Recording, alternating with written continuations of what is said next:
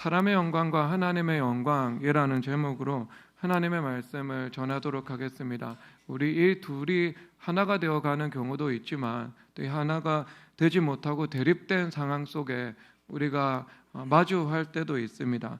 유대인 관리 중에서도 믿는 사람들이 많았지만 바리새인들의 압박 때문에 신앙 고백을 공적으로 하지 못하고 있는 현실을 전하고 있죠.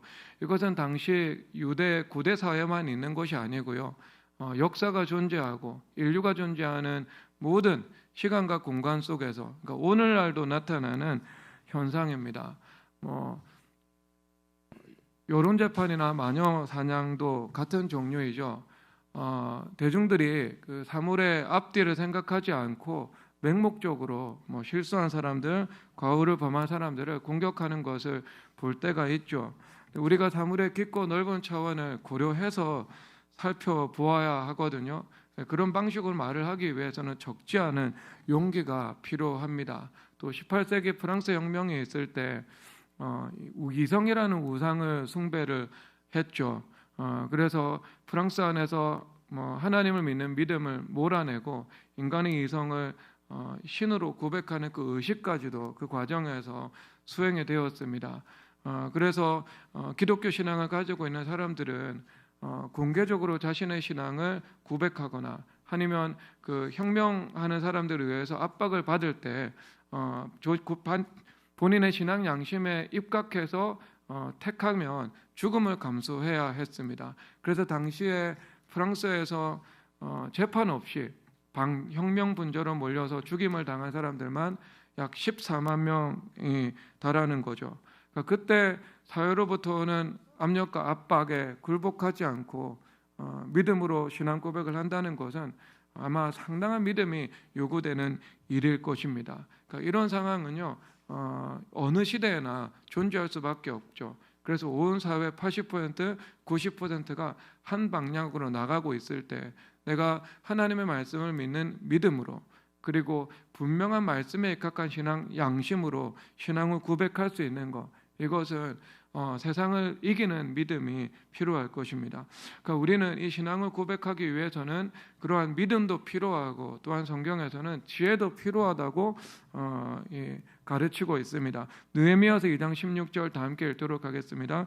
방백들은 내가 어디 갔었으며 무엇을 하였는지 알지 못하였고 나도 그 일을 유다 사람들에게나 제사장들에게나 귀족들에게나 방백들에게나 그 외 일하는 자들에게 알리지 아니하다가. 아멘.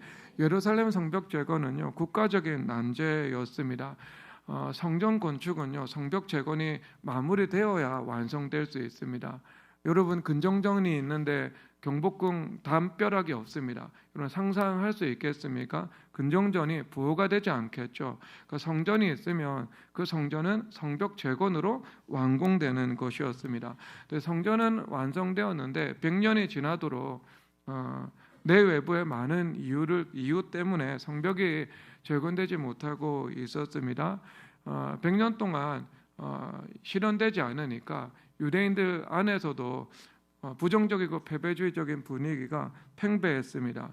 그리고 주변 사마리아 총독이었던 산발랏, 그리고 암몬 사람의 지도자였던 도비아는 적극적으로 예루살렘 주변에서 예루살렘의 중흥을 반대하고 있었던 겁니다. 마치 이 남북이 통일하기 위해서는 미국이나 일본, 중국, 러시아 이 주변에 복잡한 정치 외교적인 힘과 이해관계가 있죠. 그래서 이 얽힌 문제를 풀어내어야, 수많은 난관을 극복해야 우리나라 안에 통일이 이루어질 수 있는 것처럼 이것도 매우 복잡한 문제였고요. 그리고 많은 장애물이 있었고 그것을 극복하기 위해서는 계획적인 면모도 필요하지만 그 계획했던 것들을 또 실행해 나갈 수 있는 그 추진력도 요구되는 일이었습니다. 그래서 하나님께서 그때 쓰신 인물이 느헤미야였죠. 근데 이 느헤미야의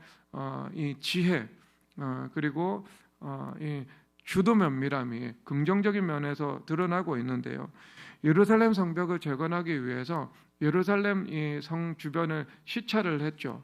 내 시체를 다 완료하고 명백한 때가 되기 전까지는 내가 이 성벽을 재건하기 위해서 예루살렘 총독으로 부임했다는 사실을 밝히지 않고 있습니다. 왜냐하면 때가 되기 전에 밝혔다면 내 외부에 수많은 반대에 부딪혀서 시작하기도 자초될 우려가 있는 거죠. 그러니까 이것이 느헤미야의 지혜였던 겁니다. 우리가 분명한 신앙 고백을 하는 믿음의 태도를 가지고 살아가야 하는데 그 신앙 고백을 할 만한 적기, 이 때, 이것이 있다는 것을 우리는 기억을 해야 할 것입니다.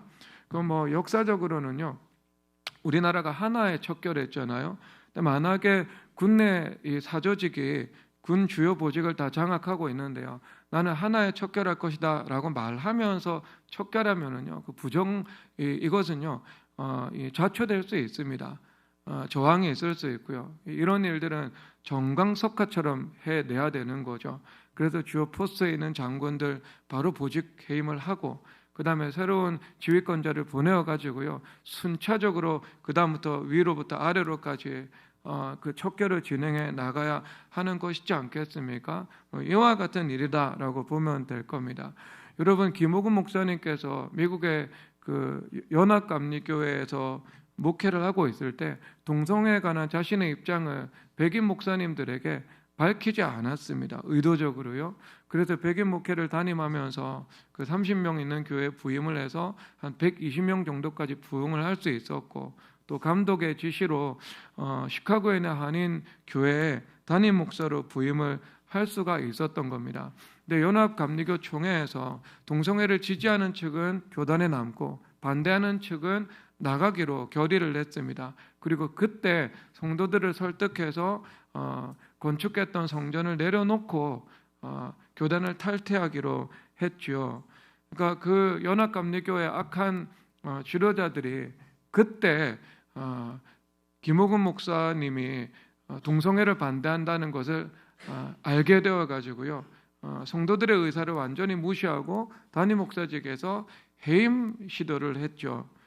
그럼에도 불구하고 그것은 실패했고, 성도들과 함께 나와서 은혜 가운데 이 교회를 이끌어 나가고 있습니다. 그러니까 분명한 신앙 고백을 할 때 신앙 고백했습니다. 하지만 그 타이밍은요, 뱀처럼 지혜롭게 택했던 거죠. 만약에 그것을 경솔하게 말을 했다면 그 백인들 사회에서 이 백인 교회에 부임도 못했을 것이고요. 그리고 그 한인 교회로 이임하는 것도요, 불가능했을 것입니다. 그래서 이런 일도 지혜가 필요하죠. 여러분, 기업 경영을 하면서 기독교를 표방하고 신앙을 고백하는 것은 매우 귀한 믿음입니다. 그래서 미국의 인앤아웃버거를 보면 그 포장지에 성구가 분명히 적혀 있지요. 그런데 또한 한편으로 정치적인 상징물을요, 여러분, 영업장에 표시를 하는 것은 그것은 멋있어 보이지만 어리석은 일이라고 생각합니다. 왜냐하면 잠재적인 고객의 절반은 잃어버리고 집객 경쟁을 펼쳐야 하기 때문이죠. 그래서 영업장을 우리가 운영을 한다면 모든 전 국민을 대상으로 우리가 이 고객을 대상으로 영업을 해야 되는 것이고요. 그리고 그 고객비, 그 기업이 지향하는 바 가치관과 표현은 자연스럽게 감화받는 방향으로 운영을 해 나가는 것이 훨씬 더 지혜로운 일이라는 것을 알 수 있습니다. 그러니까 우리는 이 일에는요, 반드시 믿음과 지혜가 함께 가야 한다는 것을 말하고 있는 겁니다. 마태복음 10장 32절 읽도록 하겠습니다.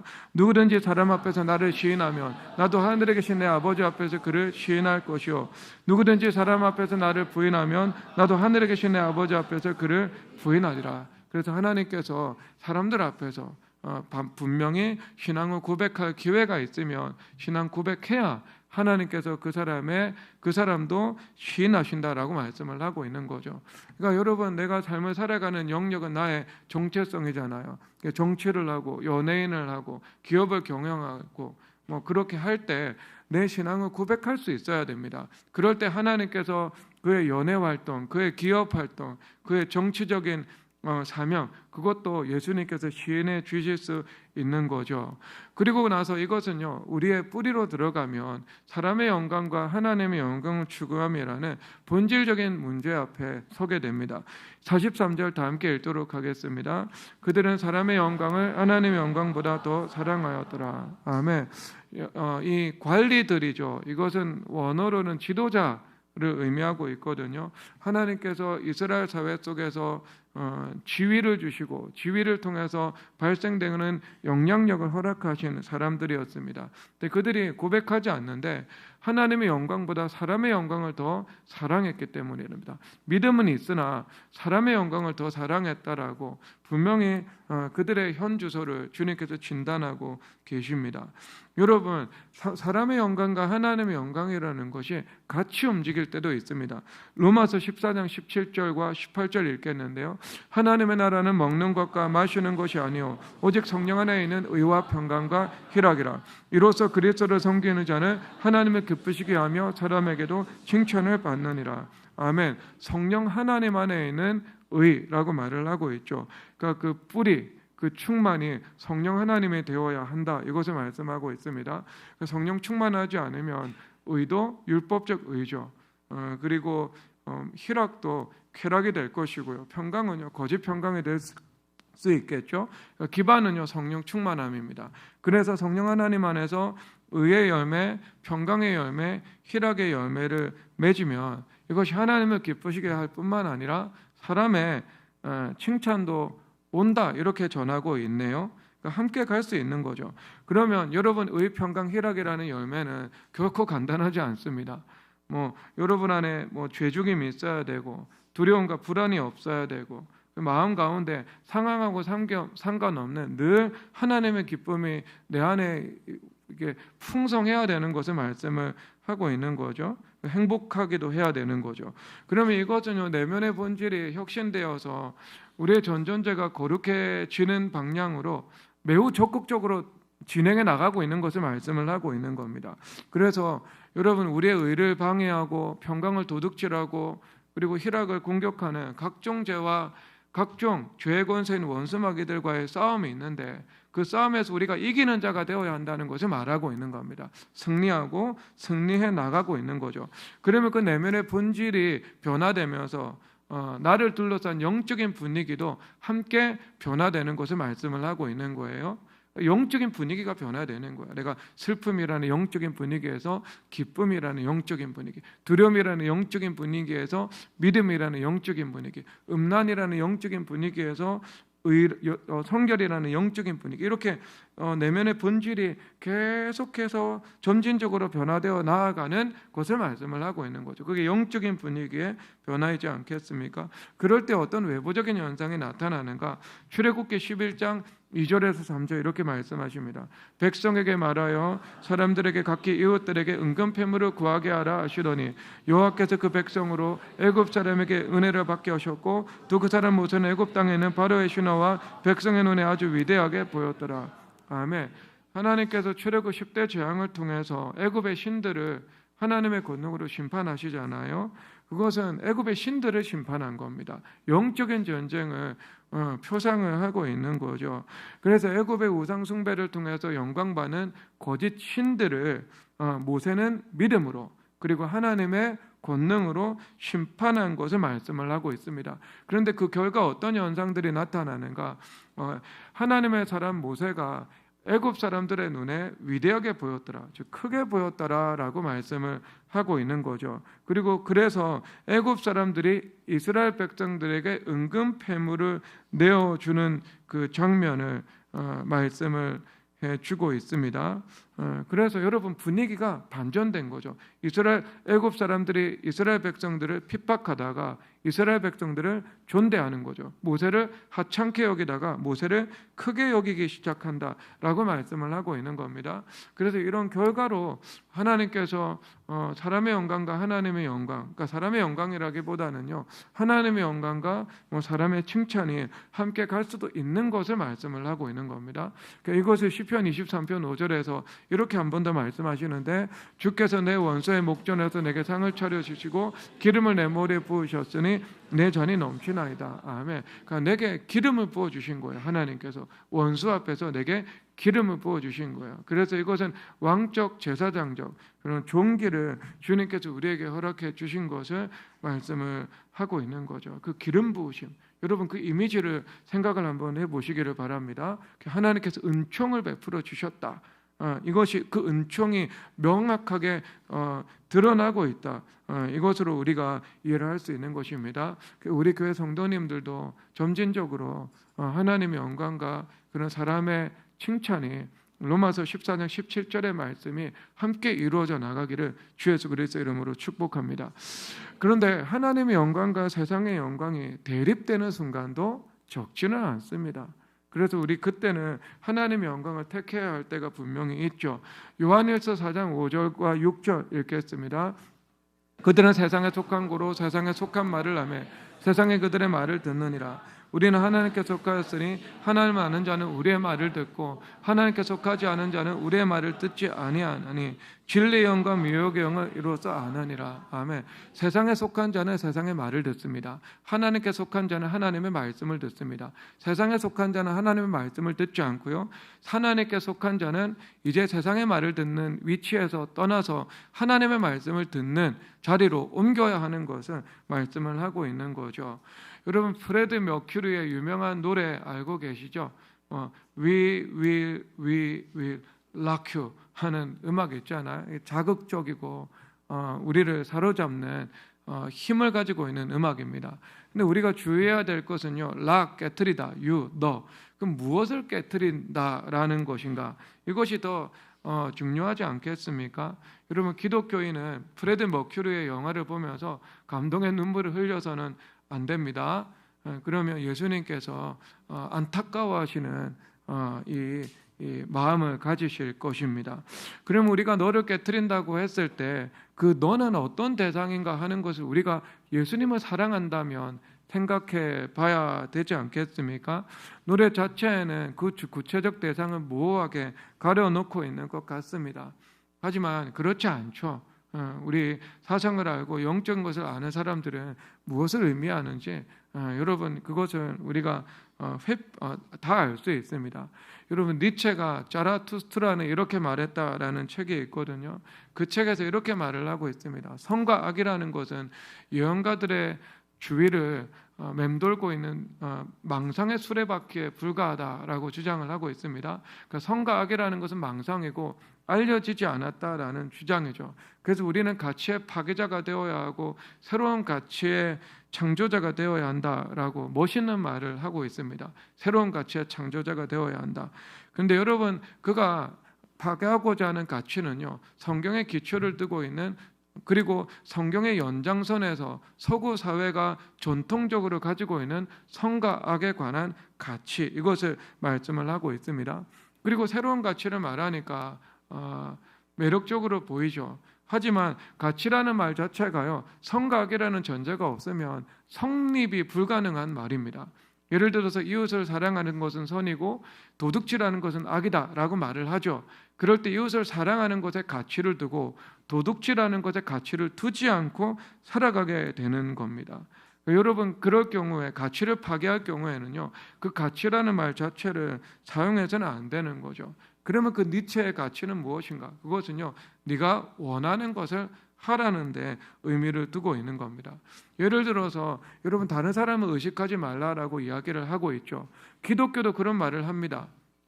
다른 사람을 의식하지 말라. 그것은 우리가 사람의 인정과 칭찬을 기대해서 정직한 삶을 살아가는 것이 아니고 하나님 앞에서 정직하라는 거죠. 그러면 그 정직함에 대한 인정이 올 수도 있다라는 겁니다. 그런 면에서 사람을 의식하지 말라는 거죠.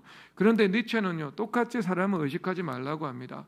사람의 시선을 얽매이지 말고 그런데 그 의식하지 말라는 것은 결국 네가 원하는 것을 하라는 말이죠. 그래서 니체는 자기가 원하는 것을 하다가 결국 정신병에 걸렸습니다. 그래서 여러분들도 니체를 따라 내 마음이 원하는 대로 살아가다 보면 내 마음이 원하는 대로 살아간 인생의 결과를 보게 되는 거죠. 여러분 인생에서 여러분들이 크고 작은 성취를 이룬 것들 중에 그것이 큰 것이든 작은 것이든 노력이라는 대가를 지불했습니까? 지불하지 않았습니까? 지불했죠, 여러분. 손흥민 선수가 EPL 득점왕이 되기 위해서 노력이라는 대가를 지불했나요? 안 했나요? 지불했잖아요. 그러면 그 대가를 지불할 시간에 대가는 지불 안 하고요. 뭐 맨날 PC방 가가지고 하루 종일 게임만 하고 있었으면 지금의 손흥민 선수가 있었을까요? 없겠죠, 여러분. 시선에 얽매이지 않고 내가 원하는 것을 하라라는 방향으로 갈 때 여러분, 이것이 우리 삶 속에서 일으키는 부정적인 파장은요, 한두 가지가 아니라는 것들을 우리는 상식만 동원해도 알 수 있게 되는 거죠. 그래서 여러분, 이 가치를 무너뜨리는 것, 선과 악을 무너뜨리는 것, 뭐 이런 세상의 말 어떻게 이야기를 하고 있는가? 요한 사도는요, 그것은 미혹의 영을 따르는 것이다라고 분명히 지적하고 있습니다. 그래서 사람의 사상의 문제, 사람의 말의 문제는요, 단지 사상과 철학, 학문, 지성 이런 문제가 아니고요, 그것은 영적인 본질을 가지고 있다, 영적인 문제다라고 말을 하고 있는 겁니다. 그래서 세상에 속한 자는 세상의 말을 듣고요, 하나님께 속한 자는 하나님의 말씀을 듣는 겁니다. 그래서 세상의 말과 하나님의 말씀이 서로 대립하고 충돌하게 될 때 우리가 하나님의 말씀을 택하죠. 그러면 세상은 하나님의 말씀을 이해하지 못하기 때문에 하나님의 말씀을 택한 교회와 성도들을 비판하고 공격하는 것입니다. 그래서 예수님께서도 이와 같은 일들이 너희들에게 있을 것이다 라고 말씀하고 있습니다. 요한복음 15장 19절입니다. 읽겠습니다. 너희가 세상에 속하였으면 세상이 자기의 것을 사랑할 것이나 너희는 세상에 속한 자가 아니요 도리어 내가 너희를 택하였기 때문에 세상이 너희를 미워하느니라. 아멘. 그래서 우리가 하나님께 속했기 때문에, 세상에 속하지 않았기 때문에 세상이 미워할 것이다, 이렇게 말씀을 하고 있는 겁니다. 그래서 우리가 때로 세상의 비판과 반대가 있다 할지라도요, 하나님의 말씀을 택해야 됩니다. 그러면 하나님의 말씀을 택하면은요, 하나님의 영광이 나타나게 됩니다. 하나님의 영광이 나타나서 사람의 영광을 죽이기 시작하는 것이고요. 그리고 그 하나님의 영광의 힘 앞에서 모든 세상의 힘이 녹아내리는 거예요. 우리의 기도 앞에 사람의 마음이 녹아내리고요, 우리의 기도 앞에 내 인생의 태산과 같은 문제가 녹아내리고요, 우리의 기도 앞에 관계가 녹아내리게 되는 거죠. 그런 하나님의 은혜가 나타나게 되는 겁니다. 그래서 우리가 사람의 영광과 하나님의 영광이 대립될 때 하나님의 영광을 택하기 위해서 주의해야 되는 사항이 있는데요, 그것은 인기 영합의 미혹에 빠져서는 결단코 안 된다는 겁니다.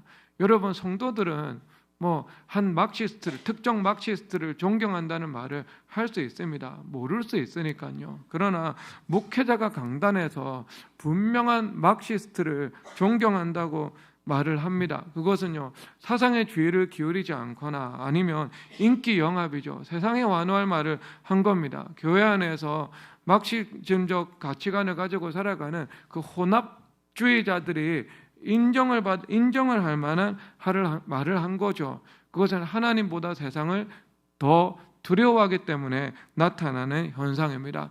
그래서 갈라디아서 1장 10절에서 이렇게 말씀하시는데요, 읽겠습니다.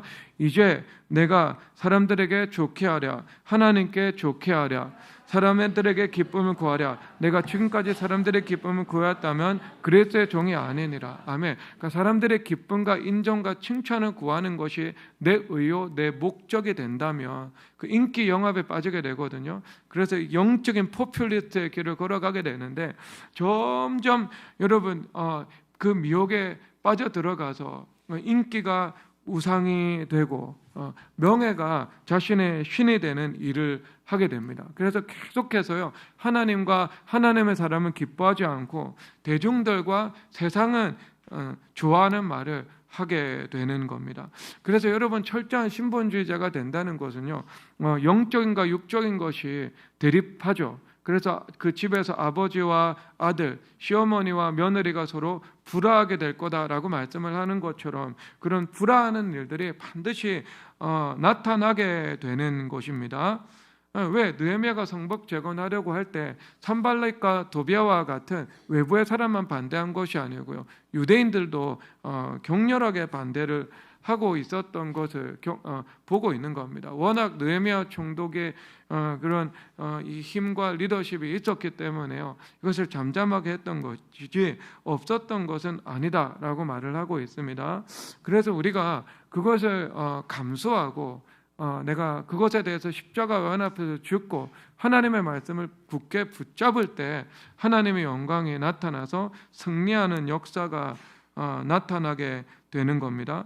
그래서 요한일서 4장 4절 우리가 다 함께 읽어보겠는데요. 요한일서 4장 4절 이렇게 말씀하십니다. 자녀들아, 너희는 하나님께 속하였고 또 그들을 이겼나니 우리는 너희 안에 계시니가 세상에 있는 자보다 크심이라. 아멘. 우리가 승리했다 말씀하고 있습니다.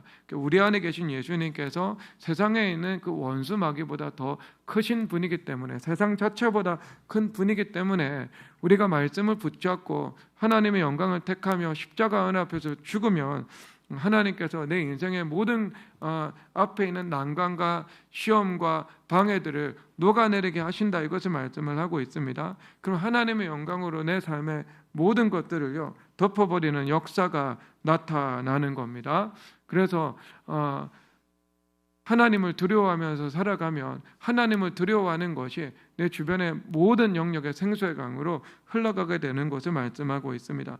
그래서 여러분, 우리가 모든 사람들이 칭찬하는 일들은 하기가 어렵지 않습니다. 요한복음 6장 26절 읽도록 하겠습니다. 예수께서 대답하여 이르시되 내가 진실로 진실로 너에게 이르노니 너희가 나를 찾는 것은 표적을 본 까닭이 아니요 떡을 먹고 배부른 까닭이니라. 아멘. 육신의 떡을 나누어 주는 일이죠. 이런 일은 누구도 반대하지 않습니다. 그래서 심지어 예수님께 수많은 무리들이 몰려들었다라고 말씀을 하고 있습니다. 그런데 그 무리들을 향해서 예수님께서 심화 강론을 하시죠. 생명의 떡이신 예수님을 전합니다. 그때부터는 사람들이 예수님을 떠나기 시작하죠. 그래서 예수님께서 제자들에게 이렇게 말씀하십니다. 67절인데요. 67절입니다. 예수께서 12 제자에게 이르시되 너희도 가려느냐, 이렇게 말씀하시거든요. 그러니까 너희들도 가려느냐라고 말씀을 하고 있죠. 육신의 떡을 나누어 줄 때는요 모든 사람들이 몰려들었습니다. 그런데 생명의 떡을 예수님께서 전하실 때는요 예수님의 제자들이 남았다, 이렇게 말씀을 하고 있는 겁니다. 그래서 우리가 하나님의 말씀을 택하는 일에, 하나님의 영광을 구하는 일에, 하나님의 나라를 내 삶의 영역과 이 나라 가운데 이루는 일에는요 반드시 영적인 전쟁이 있고 세상의 비판과 저항이 있다, 이것을 우리가 알고 있어야 됩니다. 그렇기 때문에요 우리가 무엇이 필요한가? 물러서지 않는 태도로 이 믿음과 기도로 나아가는 것이 필요함을 말씀합니다. 출애굽기 17장 10절에서 11절 다 함께 읽겠습니다. 시작. 여호수아가 모세의 말대로 행하여 아말렉과 싸우고 모세와 아론과 오른 산 꼭대기에 올라가서 모세가 손을 들면 이스라엘이 이기고 손을 내밀면 아말렉이 이기더니. 아멘. 우리가 승리하기 위해서는요 모세의 기도가 필요하고 여호수아의 물러서지 않는 믿음의 전투가 필요한 겁니다. 여러분, 이것은 각각 우리 삶 속에서 존재하는 힘이 아닙니다. 우리 삶 속에 하나 되어 존재하는 힘이죠. 그래서 우리가 모세의 기도가 있고요, 그리고 나아가서 물러서지 않고 믿음의 전투를 지속적으로 감행해 나가야 하는 겁니다. 그럴 때 아말렉을 물리칠 수 있게 되고요, 하나님의 영광이 나타나서 하나님의 영광으로 모든 것을 다 덮어버리게 된다, 이것을 말씀을 하고 있는 거죠. 그래서 우리가 세상을 이기는 믿음은 이것이니 예수께서 하나님의 아들을 믿는 믿음으로 이렇게 말씀을 하고 있거든요. 그러니까 예수님께서 세상의 모든 것보다 더 크신 분이시고 세상의 모든 크고 작은 일을 다 주관하시는 분이시라는 사실을 믿고 우리가 세상과 싸워 이기게 되는 겁니다. 그럴 때 믿음을 통해서 하나님께서 영광 받으시고요, 그 믿음을 통해서 예수님께서 하나님의 영광을 우리 가운데 베풀어 주셔서 그런 사람의 영광이 떠나가게 하는 것이죠. 그래서 모든 것이 하나님의 영광화, 광화문인 것처럼 하나님의 영광 화가 이루어질 수 있도록 하나님께서 은혜를 베풀어 주십니다. 그래서 자녀들아 너희는 하나님께 속하였고 또 그들을 이겼나니 이는 너희 안에 계신 이가 세상에 있는 자보다 크심이라. 아멘. 예수님께서 세상에 있는 자보다 크시다는 사실을 믿고 여러분 물러서지 않는 믿음의 전투에 임하시기를 주님의 이름으로 축복합니다. 그럴 때 여러분 그 기도와 믿음으로 반드시 세상의 비판을 극복하게 되고 세상이 교회와 여러분 앞에 굴복하게 될 겁니다. 그리고 뿐만 아니라 여러분 가장 중요한 것이 무엇인가? 우리는 신앙을 고백을 할 수 있어야 됩니다. 여러분 우리가 하나님께서 물질을 주십니다. 그러면 하나님께서 주신 물질로 할 수 있는 일이 얼마나 많이 있는지 모릅니다. 그러니까 하나님의 방법대로 물질을 얻는 것도 하나님께서 영광 받으시죠. 그런데 하나님께서 주신 물질을 우리가 잘 사용할 때 그것을 통해서는 하나님께서 더 큰 영광을 받으신다는 사실을 기억하셔야 합니다. 그렇다면 물질뿐만 아니라 하나님께서 우리 가운데 지위를 주시고 힘을 주시고 유명함을 심지어 주실 때도 있지요.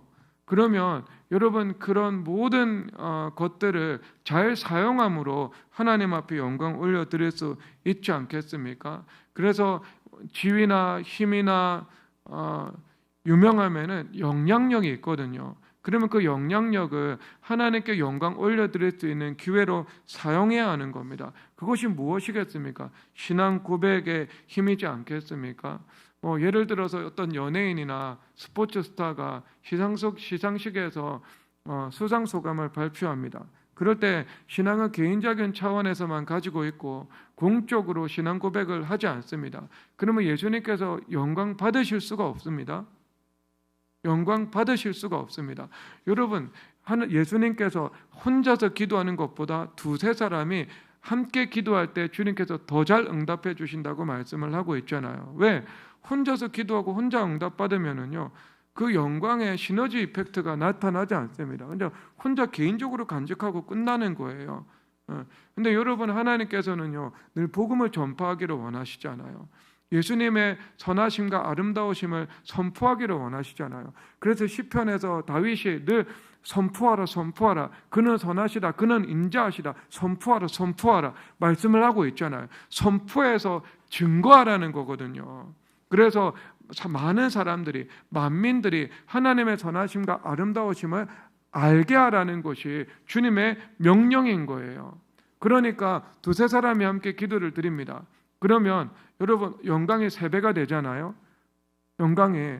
그래서 우리 형제가 기도해서 응답받습니다. 그러면 그 사람도 하나님 앞에 영광 올려드리고 그것을 위해 함께 기도한 우리 형제 자매들도 함께 주님 앞에 영광 돌리잖아요. 그러면 주님께서 3명으로부터 영광 받으시는 거죠. 그렇죠. 얼마나 영광이 많아집니까? 그러면 각각 3사람이 기도를 응답받을 때 각각 3번씩 영광 받으시네요. 그러니까 여러분 그러면 얼마나 이 영광이 이게 이 배가가 됩니까?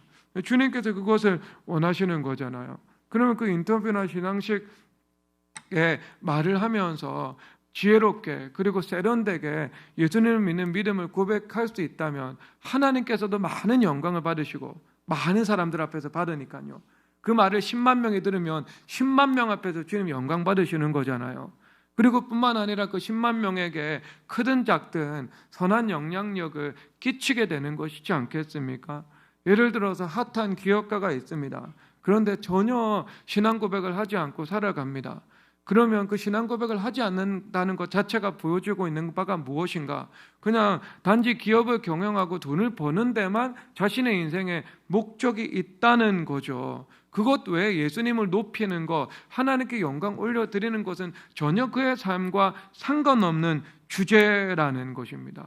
그러니까 하나님 나라와 의는 구하지 않고 그냥 도하시리라에만 전념하는 그런 삶을 살아가게 되는 거죠. 그러니까 하나님께서 그에게 물질이나 지위나 유명함이나 영향력을 주신 그 본질적인 그 질문에 답할 수가 없게 되는 겁니다. 그럼 천국 가면은요 상급이요 하나도 없는 거예요. 하나도 없는 거예요. 상급이. 얼마나 안타까운 일이겠습니까? 어마어마하게 주님 앞에 상급 올려드릴 수 있는 기회를 주셨는데요, 하나도 그걸 쓰지 못하고 죽어가지고요, 천국 가서 내가 여기서 영원토록 살아가야 되는데 주님 앞에 쌓아둔 상급이 하나도 없구나 하면서 후회 아닌 후회를 하게 되지 않겠습니까? 천국은 후회가 없는 곳이지만 그의 인생을 뒤돌아보면서 그것을 잘했다라고는 판단하지 않을 겁니다. 결단코 그렇습니다. 그런데 여러분, 그가 하나님께서 주신 그 기회가 있을 때마다 신앙을 고백하고 공적으로 사람들 앞에서 영광을 올려드립니다. 그러면 이것은 단지 개인적인 신앙으로 한계 지어지는 것이 되지 않겠죠. 사람의 영광을 하나님의 영광보다 더 사랑하다라는 그 말씀에 지배되지 않겠죠. 사람의 영광을 하나님의 영광보다 더 사랑하니까요, 공적으로 신앙 고백 못하는 거예요. 개인적으로만 간직하고 있는 거잖아요. 그 영향력을 예수님을 위해서 하나도 쓰지 않는 거죠. 단지 기업을 크게 만들고 단지 더 많은 돈을 버는 것이 유일한 목적이 되는 거잖아요. 육적인 기업가죠. 그것은요, 예수님을 믿고 구원은 받았지만 육적인 존재죠. 고린도전서 3장에서 말씀하시는 바, 그러니까 여러분, 예수님과 어떤 관련이 없고요, 상급이 없습니다. 그런데 그가 여러분 내가 그렇게 공적인 신앙 고백을 하기 위해서는 정직하게 살아야 되고 정직하게 기업을 경영해야 된다는 그런 책임이 수반되지요. 그런데 그 책임을 감수하면서요, 내가 공적으로 고백을 합니다. 그 영향력을 활용해 가지고요, 하나님 앞에 영광 올려드리는 기회를 삼습니다. 그러면 하나님께서 많은 사람 앞에서 영광을 받으시죠. 그래서 하나님께서 어떻게 내 삶의 은혜와 지혜를 베푸시는지에 대해서 정말 정련되어서 그것을 슬기롭게 전합니다. 그러면 그것을 통해서 세상에 있는 사람들도 선한 영향력을 받게 되겠죠. 나도 교회 한번 가봐야 되겠구나. 나도 예수님을 믿고 예수님 믿는 믿음으로 살아가는 것이 참 유익하구나. 내 삶을 한번 돌아봐야 되겠구나 할 수 있지 않겠습니까? 그러면 여러분, 그것이 주님 앞에 영광 올려드릴 수 있는 그 빛의 기업가의 길을 걸어가는 것이지 않겠습니까?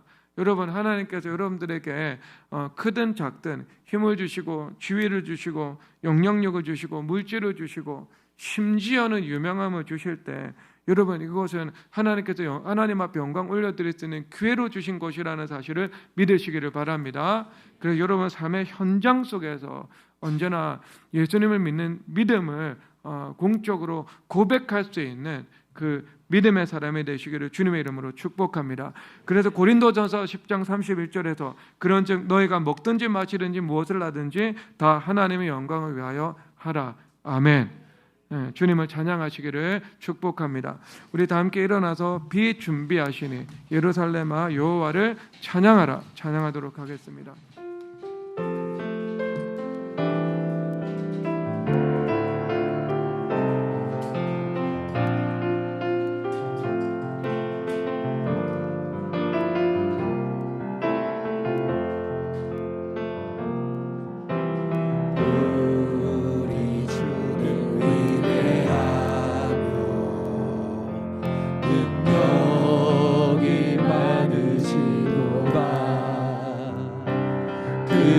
지혜 무궁하며 인자는 영원하도다. 사망자를 고치시며 상처를 싸매시도다. 별들의 수를 세시며 이름을 붙이셨도다. 그가 구름으로 하늘을 덮으시며 땅을 위하여 비 준비하시니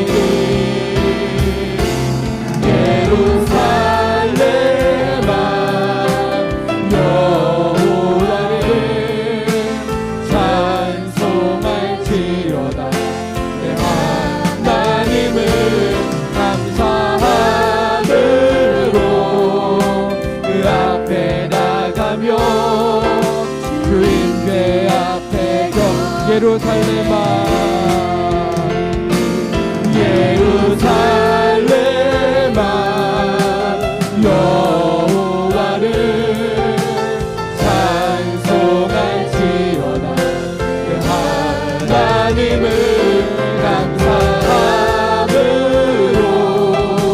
그 앞에 나가며 주인의 앞에 경배 예루살렘아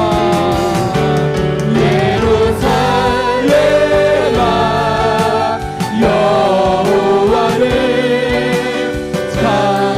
찬송할지어다 내 하나님을 감사함으로